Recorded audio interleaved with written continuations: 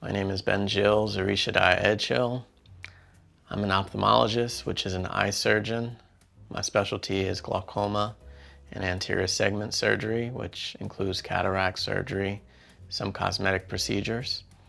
I help people get out of glasses and I help prevent people from going blind. So every day I go into work is an opportunity to help.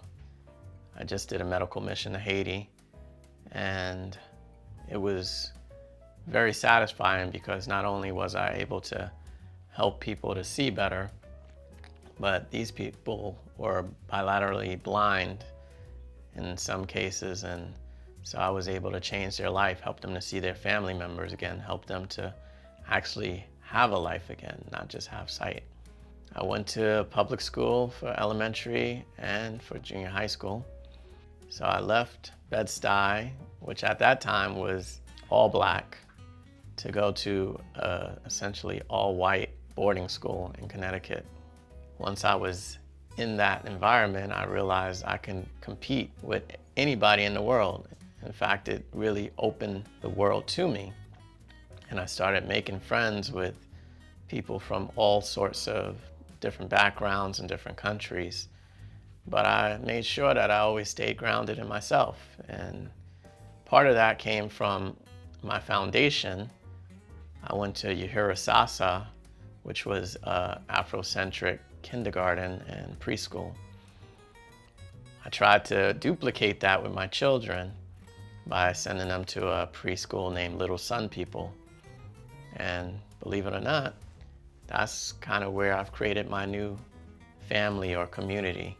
Now, once I finished up with Duke, I decided I need to come back to New York, back to Brooklyn, where it all started. And I always made fun of my dad because he's moved one block his whole life. But believe it or not, I end up living right back on the same block I grew up on, in a house down the block from my parents' house. That village mentality is something that I've been trying to duplicate. Honestly, I think a lot of people in my generation did better because adults felt like you were their child, whether you were their blood or not. And they felt that need to tell you you're doing wrong, or felt that need to let you know that they will let your parents know what you're doing or what they see you're doing. And they also gave you that pat on the back when you were doing great.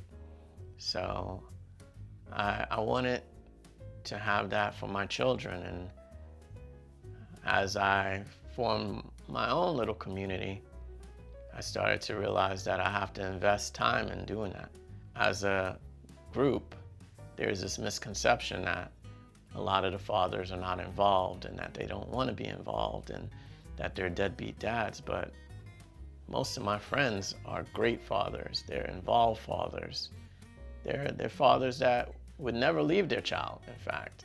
Even if they don't stay with the wife, they stay involved with the children. And these are the type of fathers I want my children to see as an example, and to know that I'm that myself. I have a desire to help the next generation, not only to dream bigger, but to remember that they didn't start their history with slavery. Their history started in Africa, where we created civilization, we created math, we created science. Cataract surgery was done in Timbuktu thousands of years ago. I'm not the first ophthalmologist that's black. Your career is what you're paid for, but your calling is what you're made for. And I always knew that although, yes, I'm a surgeon, I'm also a landlord, I'm a father, I'm a husband. I, at one point, managed a family restaurant, and I was a teacher. And I always knew that there's not one thing that's beyond my ability if I put my mind to it. And I want my children to feel that way.